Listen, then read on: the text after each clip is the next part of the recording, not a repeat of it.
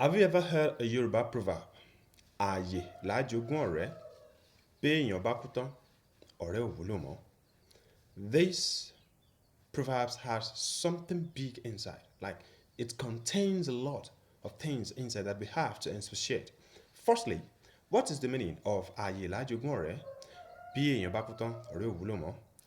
Literal meaning that when you are alive, that is when you can benefit from a friend.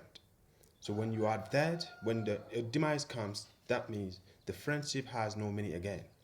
That means a friendship that you claim that you are with someone, like in a relationship of friendship, where it has meaning, when you have benefited or you are benefiting from it, that is a good friend. But a friendship where you have nothing to benefit, it is better to cut it off before your demise.